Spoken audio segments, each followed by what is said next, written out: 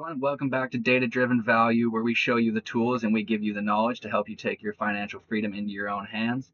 So we're just going to jump right into things today. We're going to be looking at the Bitcoin miners, but first we'll just take a look at Bitcoin to kind of see what the market's doing going into the week here. So obviously, Bitcoin, we're looking at this breakout right here. We did get that breakout retest of this support zone, and then we continued higher, and we were able to put in a new all-time high. So new all-time high, kind of 109,300. Had a bit of a presidential pump there when he was getting sworn in. We did see this flash crash though because there was no announcements regarding crypto, Bitcoin, a strategic reserve, that kind of thing.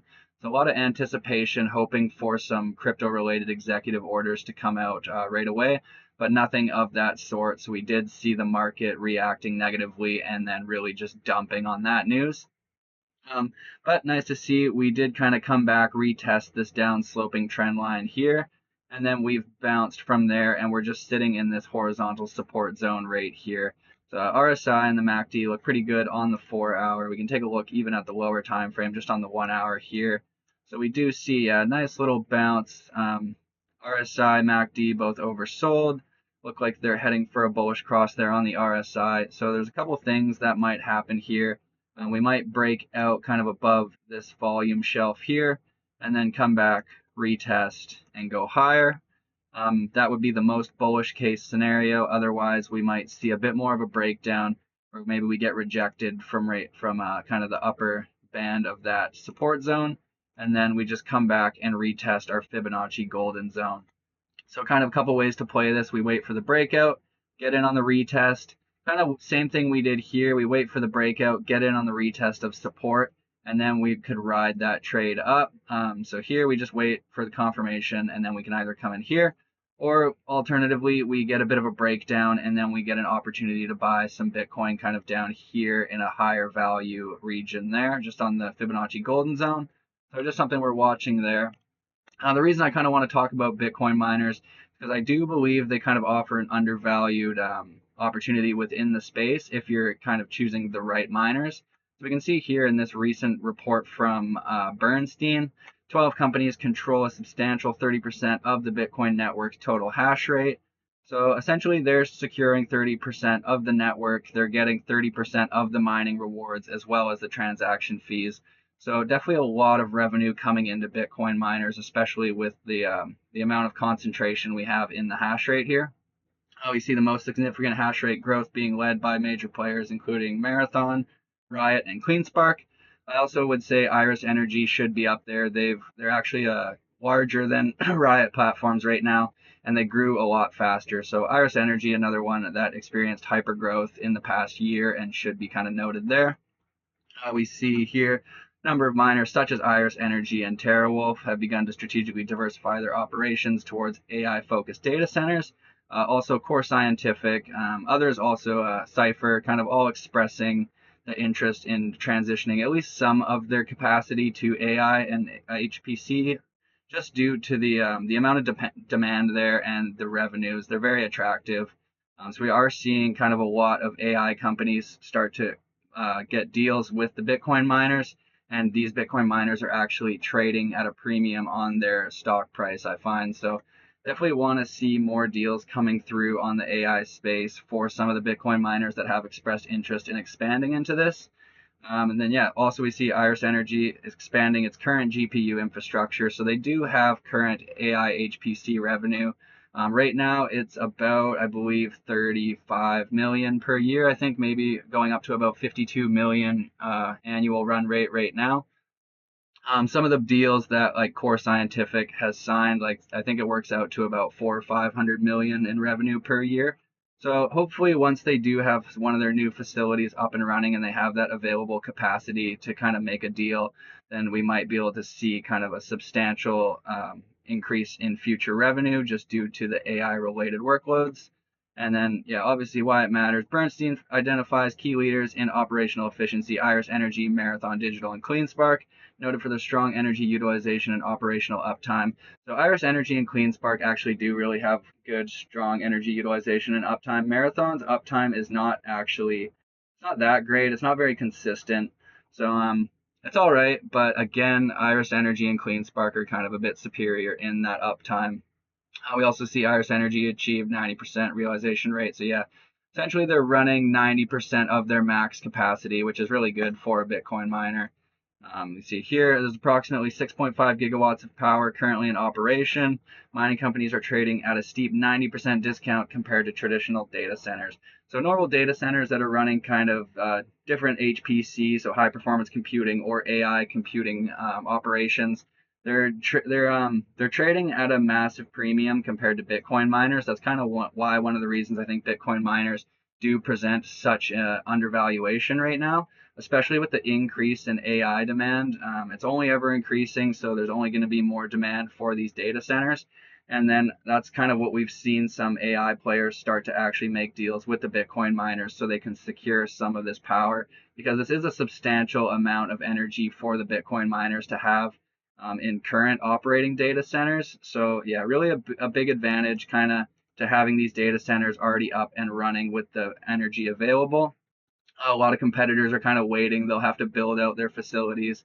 Could be a multi-year process. So having a turnkey data center really kind of does have a bit of a premium there, I think.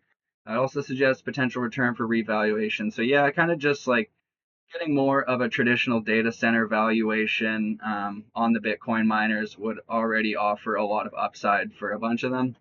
So we can kind of take a look here. I do have this document. I'll include it in the description below for you to access anytime, and I will update it as regularly as I can. Essentially, it's just tracking kind of the Bitcoin mining production per month for the miners that I personally follow. There are a handful of other ones that are worth following, but these are kind of the top ones that I'm interested in just based off of the fundamentals that I've followed for the past years. So yeah, we can see here essentially in the production, I have it marked red if they weren't able to exceed the prior month, and then green if they were able to exceed the prior month. Just kind of shows you and kind of ranks these based on consistency on if they're able to continuously add hash rate. And that just shows that they're growing and scaling their business consistently and effectively. So we kind of see CleanSpark doing the best here in this regard. And then we also have over here our average monthly Bitcoin mined, and then we've also got total Bitcoin mined for the year. So just a little comparison there. Essentially down the way we have them all marked from or ranked from first down to last, and then tied if they were similar to the other ones. But just a little visualization. It doesn't necessarily mean that it's bad if they do have red months where they aren't beating the prior months, especially in the miners that are diversifying into AI and HPC, because they have to diversify, they have to free up some energy capacity for those workloads. So they're diverting energy from Bitcoin to actually take advantage of the AI revenues. So in Core Scientific, despite the fact that they have continuously mined less Bitcoin than many of their peers, they're making up for that in their AI revenue. So not really a bad thing in that sense, but just doesn't look that great in terms of Bitcoin mining itself. We can move down here. This kind of just tracks a little bit of the Bitcoin mining metrics when we're looking at kind of the fundamentals behind the actual mining business. So we've got hash rate here. That's the size of their fleet and the capacity that they're able to produce. It's also the measurement of the network total hash rate. So we see here, Marathon 53.2 exahash, and that equates to a 6.5% market share. And then going down the board, obviously 39.1, 4.8. So we also have this ranked kind of, I have it in large cap miners. So I kind of consider that the 30 exahash and over. We've kind of got our mid-tier miners, so anything from 10 to about 20 exahash. And then we've got our kind of smaller miners. So yeah, anything from about 5, 6 exahash downwards is going to be our small miners. Again, red doesn't mean that they're bad just because they're small. It just is for visual representation for some of these. And then yeah, we have our respective network shares here across the board. And then yeah, for the miners that I follow, I do have the miner total network share of 27.6%. So very close to Bernstein's 30%, with I assume they had a few more companies involved in that. We see here also we've got efficiency. again, marked on a kind of industry standard compared against each other. So obviously green is the lowest and the most efficient. So we've got Iris first, followed by CleanSpark, and we've got Cypher and Wolf, all very efficient here. And then we've got kind of Mara, Riot, Hive, Bitfarms, and DMGI falling through there, kind of a little bit less efficient, but still pretty good. And then we've got Hut, Cores, and BTBT here, all just a little bit less efficient, but it is interesting to note that BTBT and Cores are both they're both very AI HPC focused. So interesting to see. Yeah, they're not really trying to capitalize and maximize their profit and their efficiency in the mining business. Instead, they're kind of using their mining business to be able to grow the AI business. So different strategy there, not necessarily a bad one. And we can just continue going on down here. So we also have our Bitcoin mined per exahash for the most recent month.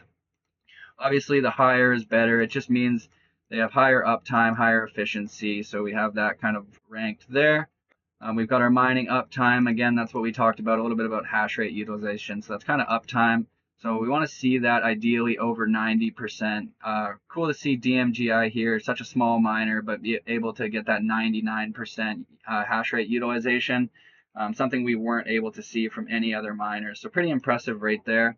We've got a Bitcoin HODL. So how many Bitcoin or the equivalent Bitcoin they have on their balance sheet. So in BTBT's sense, they've got Bitcoin and Ethereum on their balance sheet. So I've just taken the Bitcoin equivalent of their Ethereum and then added that onto their Bitcoin holdings to get this number here.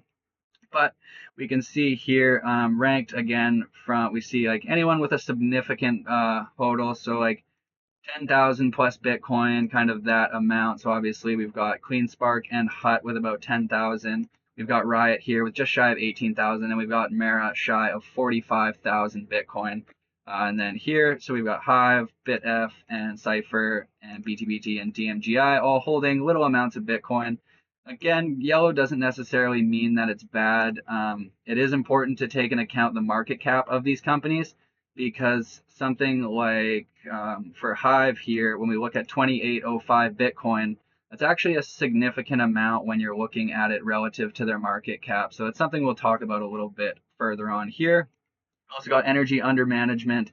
That's just the total megawatts that they have currently operational and mining there. So interesting to see. We've got non-Bitcoin mining revenue. This is from the past year. So Cores, we've seen 41.2 mil, Iris Energy 32 mil, Hive 9 million, Hut 13.6 million, and BTBT 60 million.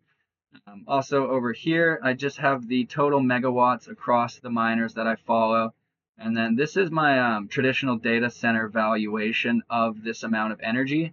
So just taking an average kind of a few different valuations of data centers. So I came to about 8.5 million per megawatt. And when multiplying that by the amount of megawatts that are currently operational, we get this 40.868 billion number here. So basically, this amount of energy infrastructure, if valued as a traditional data center, should be about $40.8 billion. And then we can kind of compare that here. The total is 30.7 billion for all these miners. So we see our market cap metric here.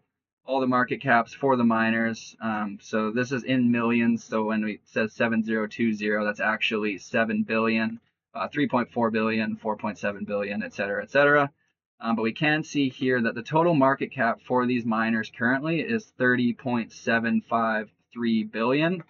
So even just looking at it from the current market cap to the traditional data center valuation based on megawatts alone, it's already undervalued by about 30% there. And then when you also add in, so you get another about $3 billion in Bitcoin value and cash value held across these miners. So you add that on another, so let's say another $12 billion on top of here.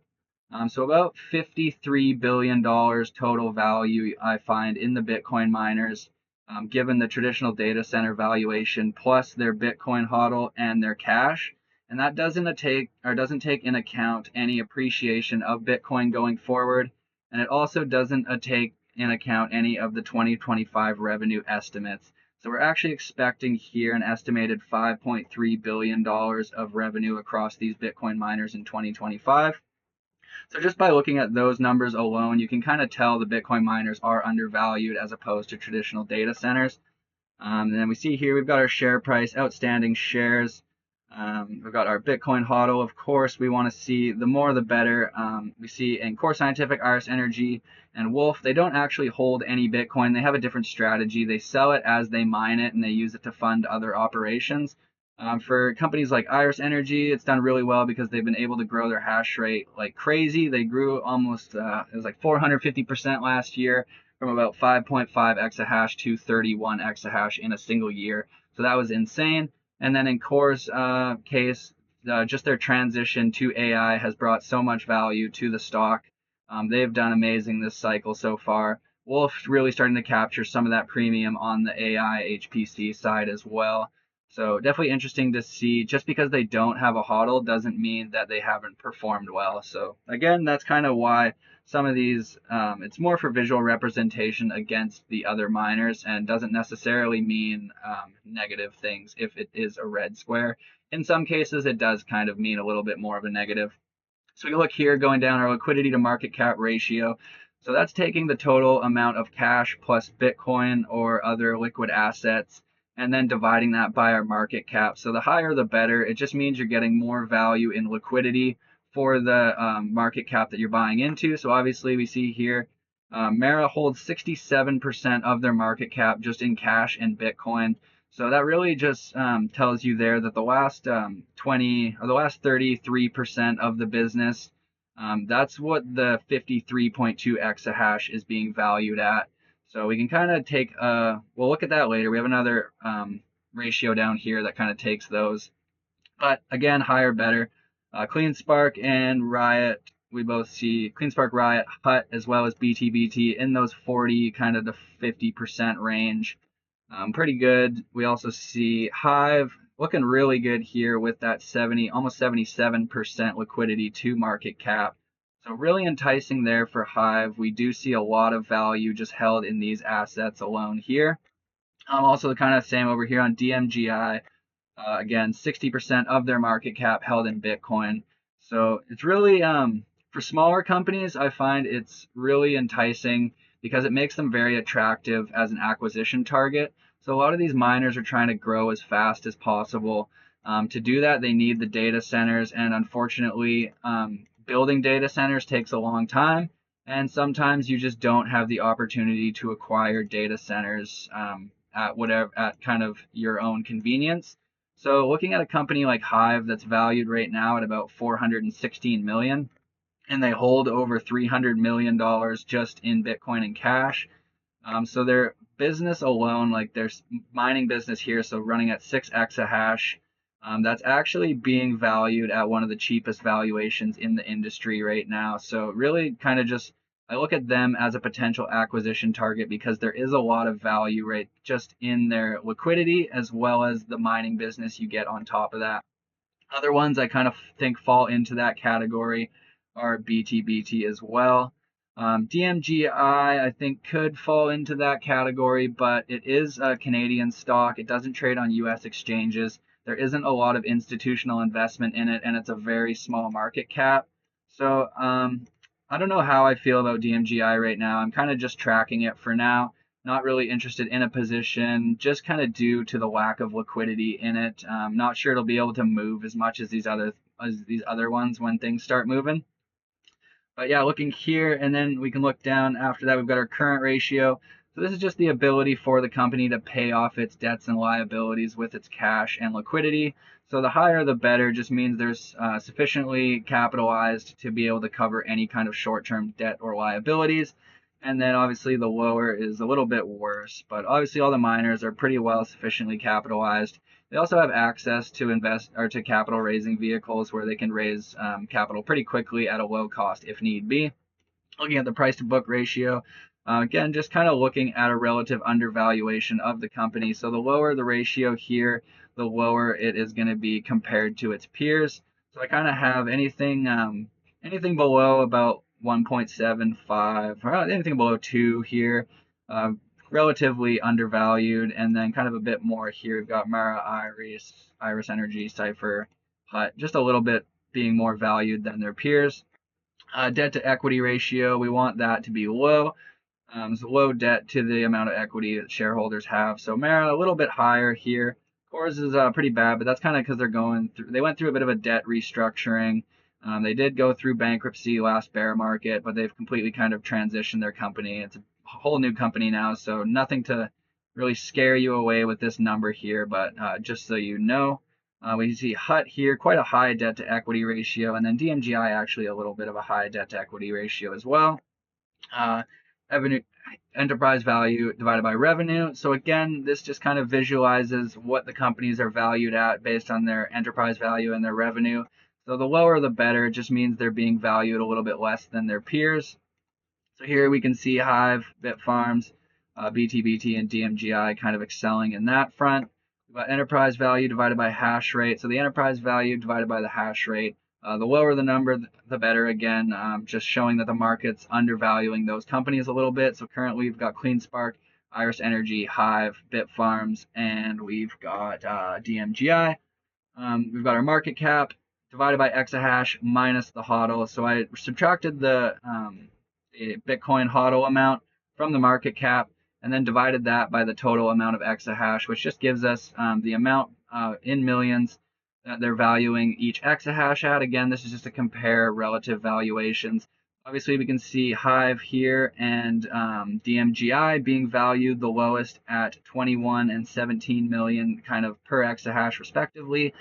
And then we've got Mara, CleanSpark, Riot, Iris Energy, Bitfarms, kind of right in the middle of the pack there. And then for kind of being a little more overvalued, we've got Core Scientific, TeraWolf, Cipher, Hut, and BTBT.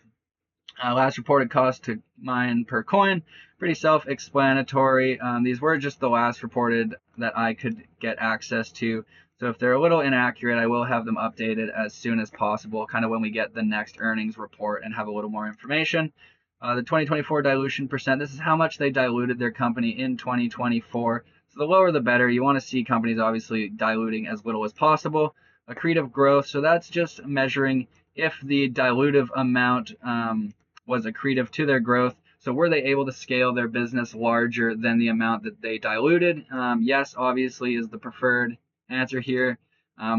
We don't want to see no. It just means that they're not accretively using those funds to grow their business.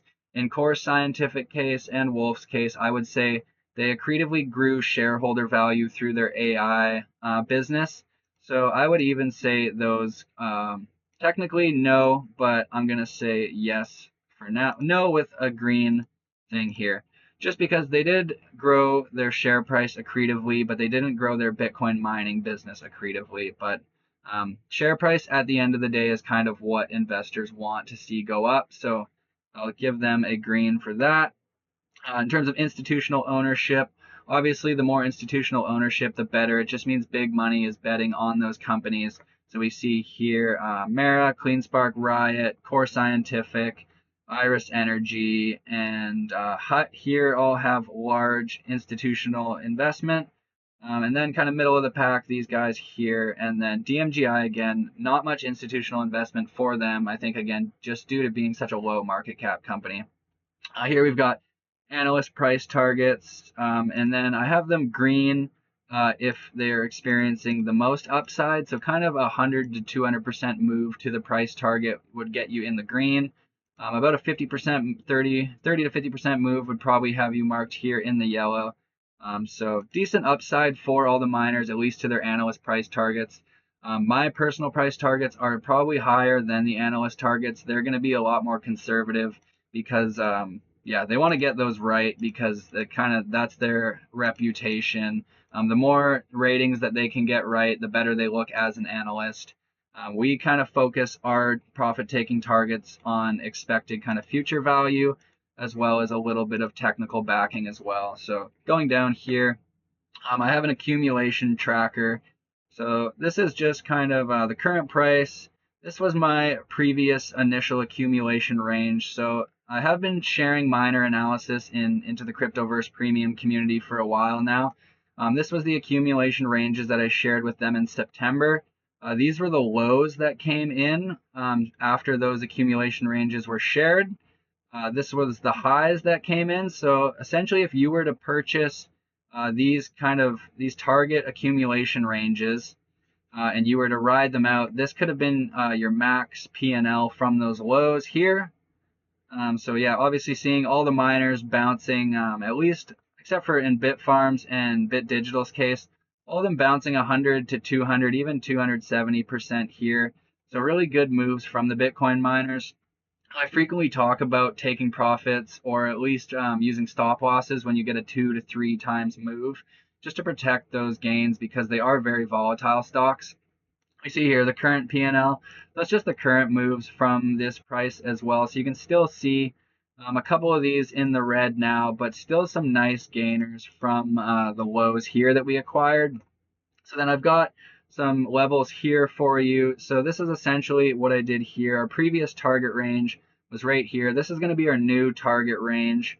So when I say LTF DCA, that's a low time frame dollar cost average range. So these are going to be a little bit higher risk buys. We do have the potential to break down to lower targets. I like to save kind of more money for the lower levels with more support, but again, these are still good levels to buy for the cycle going forward if we do continue to the upside. I've got our additional entry here. So across the board, various different entries. And then we've got our high time frame accumulation range all marked here. So this is where we want to really do a lot of buying if we are able to see these prices again. That's really good value for these companies. And you want to be accumulating them in these ranges if possible. This is just a portfolio. So again, in ITC, I've been doing this trade challenge portfolio. So initially we put in $10,000. We're up to about almost 1,600 rate now, or not 16. Yeah, we're up to about 11,600. Sorry about that. And yeah, we were up to a max of about 14,000, but then yeah, we did have that dump in miners, and we kind of came back down. But still nice to see we are in the green there. This is kind of the breakdown of the holdings and the total returns on that. And then here we've obviously got the chart or the table to break down. So we've got our share count of what we've bought. We've got our average price, the current value, and the returns on it. We've also got $2,500 left on the side. So right now we've only invested $7,500 of the original $10,000, and we've made 1,600 bucks. So pretty good returns on the $7,500 that we've put in. We do have this 2,500. If we experience a large retracement, we're going to look to put that kind of in some of these miners, whichever ones we think will provide the most returns from that level when it comes. That being said, yeah, we're just monitoring these, and then yeah, we'll deploy this cash as we see fit. We see here, that's just a breakdown of that portfolio. We've got a hash rate growth visualization chart over here. So kind of the prior year onto the this year. Going down. So here, these are just my DCA zones as well.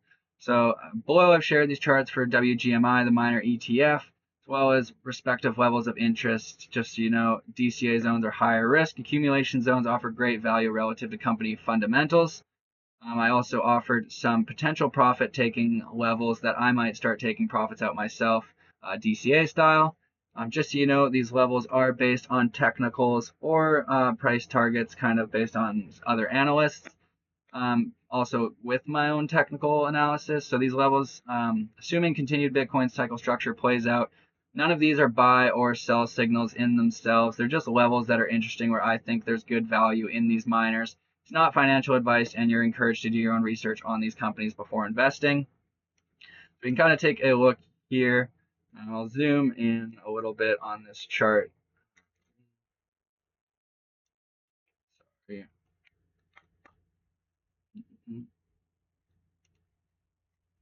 Yeah, so looking here, WGMI. So essentially, I've shown this to you before. We've just gone through these rallies and retracements. So again, we're in another one bouncing from it, and we could be due for our next leg up. So just watching that. The Mara chart here, again, our DCA range of 1725 to 1875, accumulation range of 10 to 1350. Here, Mara is one of my top holdings due to the size of liquidity, as well as the size of the mining business as the largest public miner. It's oversold on the daily time frame, could be due for a reversal, sitting on top of its bull market support band, oversold with the RSI and MACD. We've got a gold bar flashing on our whale buy indicator, so it's looking really good. And then for Mara, we've got a personal profit taking level of $50 to $75. CleanSpark here, we got a few levels. DCA range 10 to 1150, accumulation range 650, 765, and $9. My top Bitcoin holder mining due to the fundamental strength and consistent growth strategy. Best fundamentals in class, I believe, as a pure form Bitcoin miner. Super oversold, and we do have the whale buy indicator flashing again on the weekly chart. Personal profit taking levels $40 to $50 for CleanSpark. Riot here, looking at Riot, in this downtrend, but short time frame, we're looking at the $11 to $12 DCA range, and then accumulating Riot kind of 640 to 850, and then up to about $10. So anywhere in these levels is going to be good accumulation for Riot. I don't like them as much as CleanSpark and Mara, just due to kind of they overcompensate their management a little too much, and they kind of miss their growth targets more than some of the other peers. So they're still good from a value perspective. I just kind of prefer some other miners instead. I've got Iris Energy. So we're looking here, DCA range of 1050 to 1125. Additional entry looking around $8 to $9. And then we've got an accumulation range of $4 to $6. My second largest miner holding, industry leading efficiency, industry leading cost to mine, as well as the fastest growth strategy in the last year. Also, they do have a major potential for AI hype kind of going forward with the finished build out of some of their facilities. Core Scientific, we're looking at a 1375 to 1475 DCA range, additional entry around 1250, and then accumulating kind of that $9 to $10 range. Personal profit taking levels kind of between $30 and $50. Might readjust those as time goes on. And then also for Iris Energy, sorry, I forgot to mention the profit levels of 30 to 40. Looking at Bit Digital here, we've got a DCA range of $3 to $3.35, accumulation range of $1.65 to $2.50. Personal profit taking levels of $7 and $11.75 on Bit Digital. Hive, another one, so DCA range $2.50 to $3, accumulation range of $1.30 to $2. Personal profit taking level around $10 probably for Hive, I'm thinking. Bitfarms, DCA range $1.55, additional entry $1, accumulation 40 cents. If you got down to 50 cents or 75 cents in Bitfarms, it'd definitely be worth a buy in my opinion. Just that technical level down there at 40 cents is something I'm watching. It's not my base case. Looking for potential profit taking levels of $4 and about $6.20 on Bitfarms. Wolf here, DCA range of $5.50 to $5.90, additional entry at $4.15, and the accumulation range of $2.75 to $3.50 down here. Personal profit taking levels of 14 and 20. Hut DCA range $23.35 to $24.65. Additional entry at $18. Accumulation range between $10 and $14 right here if we do see that. Yeah, lots of buying down there in that kind of 10 to, or in about like, I'd say about 8 to about $14 range. We see all these gold bars printed here, so lots of buying there. And I would definitely want to be a buyer down there if we saw it revisit those levels. DMGI, DCA range, kind of 35 cents, additional entry at 25 cents, and then the accumulation range might be 13 cents. But again, this isn't one that I'm looking to actively accumulate yet. Just following it for the time being and kind of seeing what's going on. But I do have a profit. If I were in this trade, this is what I'd be looking at a profit level, so $1 and $1.25. So that's it for the Bitcoin miners. I will go over just a few that I think are undervalued currently based on their valuations. So I like Marathon, CleanSpark, Iris Energy. Hive's really undervalued currently. Bitfarms undervalued, big lagger, mostly due to the growth, I think. Maybe they do have a bit of an outperformance this year. Bit Digital, I feel, is a little undervalued as well. Core Scientific and Wolf, I feel like they ran a little bit more in 2024 than some of the other miners due to the AI hype. And I think that maybe Cypher and Iris Energy might start catching some of that hype this year as they continue to bring more energy infrastructure online. So yeah, if I were to kind of pick my top three, as I mentioned, are CleanSpark, Iris Energy, and Marathon. And then if I'm picking kind of a lower cap, I like Hive and Bitfarms. I do like Bit Digital as well. They do have that ETH staking, and they are set to make 100 million in revenue of HPC this year. So Bit Digital, Hive, and Bitfarms. I would probably say Bit Digital and Hive above Bitfarms. Yeah, so I really like, yeah, in terms of value, CleanSpark, Iris Energy, Marathon, Hive, Bit Digital, Bitfarms. Those are ones I really like kind of at the current valuations. Ideally, if you can get them at some of these levels that we discussed down here, that's going to be even better. But yeah, if that's it for today. As I mentioned, I will include the link to this whole document in the description below for you to reference anytime. If you appreciate the content or you learned something new, please like, share, subscribe. Thank you very much, guys, and I'll see you in the next one. Bye.